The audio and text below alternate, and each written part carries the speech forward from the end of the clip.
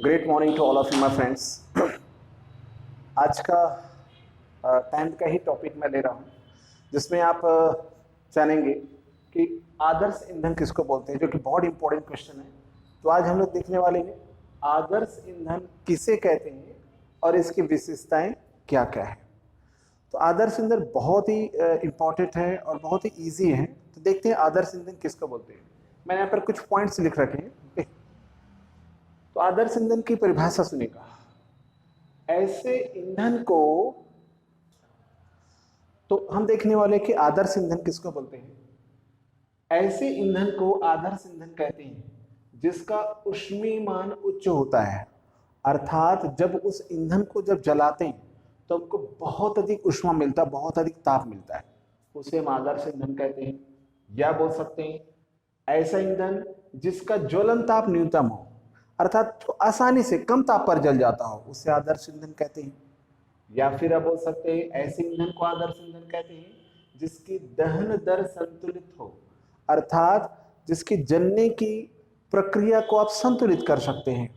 और बोल सकते हैं आप आदर्श ईंधन ऐसे ईंधन को कहते हैं जिसके जलने के पश्चात किसी प्रकार का कोई भी अवशेष नहीं रह जाता है। जैसे आपने देखा होगा कि जैसे लकड़ी है, गोबर के कंडे हैं, इनको जब हम जलाते हैं तो राख बच जाते हैं ना, ठीक है। बट आदर्श ईंधन में ऐसा नहीं होता, उसमें राख वाख नहीं बचता। नेक्स्ट आपने देखा होगा जैसे दहन दर संतुलित हो बोला, इसका मतलब क्या है, जैसे कि आपने लकड़ी को जलाया तो लकड़ी में देखा होगा कभी आग की लपटें बढ़ जाती है, कभी कम हो जाती है, इसको कंट्रोल नहीं कर सकते। बट आदर्श ईंधन यदि है तो दहन दर संतुलित है, ज्वलन ताप न्यूनतम होता है, लकड़ी है, कंडे हैं, इन सबको जलाने के लिए आपको बहुत अधिक मेहनत करना पड़ता है। बट अगर आदर्श ईंधन है तो वो आसानी से जल जाता है, कम ताप पर ही जल जाता है। तो जब मैं परिभाषा बता रहा हूँ, फिर से बताऊंगा मैं, जब मैं परिभाषा बता रहा हूँ तो आप अपने दिमाग में आदर्श ईंधन किसको लेंगे, क्योंकि जब तक आप इमेजिन नहीं करेंगे चीजें आपको समझ में आने वाली नहीं है। तो आदर्श ईंधन किसको बोलते हैं, आप इमेजिन कीजिएगा अपने घर में रखा हुआ जो एलपीजी गैस है, सिलेंडर वाला जो गैस है, उसकी कल्पना कीजिए। वास्तव में वह एक आदर्श ईंधन ही होता है। तो मैं परिभाषित कर रहा हूं और इमेजिन कीजिएगा अपने घर में रखा हुआ सिलेंडर का। आदर्श ईंधन किसको बोलते हैं, ऐसे ईंधन को आदर्श ईंधन कहा जाता है जिसका ऊष्मीमान उच्च होता है, ज्वलन ताप न्यूनतम हो, दहन दर संतुलित हो, तथा जिसके जलने के पश्चात कोई अवशेष न रह जाए। ऐसे ईंधन को हम क्या बोलते हैं, आदर्श ईंधन कहते हैं। ये है आदर्श ईंधन की परिभाषा। उसके बाद फिर पूछता है आदर्श ईंधन की विशेषताएं बताइए। तो आपने जो परिभाषा में बोला वो एक प्रकार के आदर्श ईंधन की विशेषताएं ही हैं, जो परिभाषा भी बनता है। तो आप आदर्श ईंधन की विशेषताओं में इन 4 पॉइंट को फिर से लिख सकते हैं। आदर्श ईंधन की विशेषताएं, पहला पॉइंट आप लिखेंगे किसका ऊष्मीमान उच्च होना चाहिए, दूसरा लिखेगा ज्वलन ताप न्यूनतम होना चाहिए, तीसरा दहन दर संतुलित होना चाहिए, और जलने के पश्चात किसी प्रकार का कोई अवशेष नहीं होना चाहिए। ये 4 पॉइंट तो आपको पहले ही मिल चुके। और भी आप पॉइंट डाल सकते हैं, जैसे कि यहां से आप लेते हैं अपन लोग दहन दर नियंत्रित होना चाहिए, अर्थात जो जलने की प्रक्रिया है उसको आप कंट्रोल कर सको। तो आपने देखा होगा एलपीजी गैस में आप फ्लेम को नॉब के माध्यम से कम या ज्यादा टेम्परेचर आप कर सकते हैं। ये इसकी विशेषता है।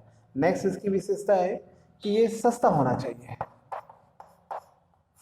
यह सस्ता होना चाहिए। नेक्स्ट इसकी विशेषता है इसके भंडारण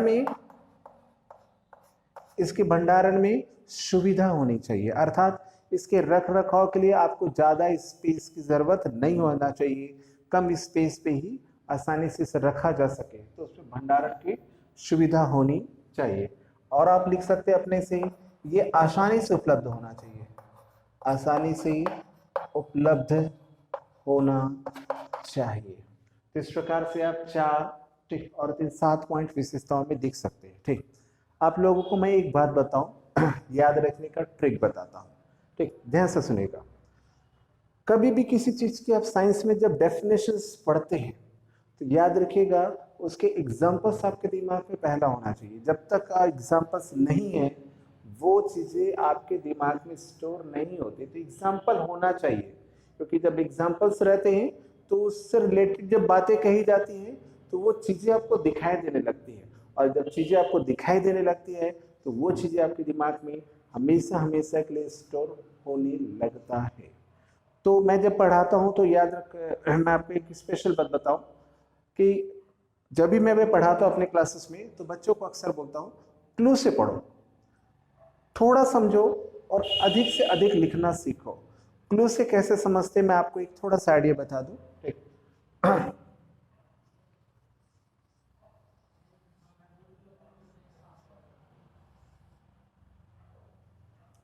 देखिए इसी को आप जब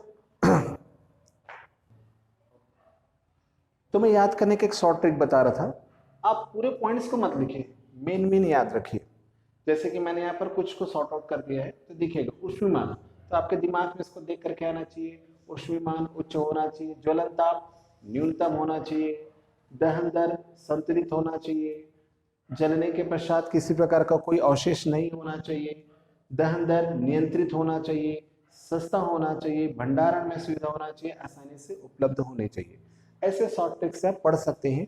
नेक्स्ट वीडियो में जब भी मुझे ऐसा लगेगा कि याद करने के कुछ ट्रिक्स हैं, ठीक, बहुत अच्छे ट्रिक है, तो मैं उसको जरूर बताता रहूँगा, क्योंकि मैंने बहुत सारे ऐसे कोर्सेज कर रखे हैं जिसमें मेमोरी पावर के भी कोर्सेज है, वो सब बताता रहूँगा। आशा करता हूँ ये जो क्वेश्चंस का आंसर है, क्वेश्चन ऐसा था आदर्श ईंधन किसे कहते हैं, उसकी विशेषताएं बताइए, समझ में आ गया होगा। नेक्स्ट वीडियो के साथ फिर मिलते हैं। Thank you very much.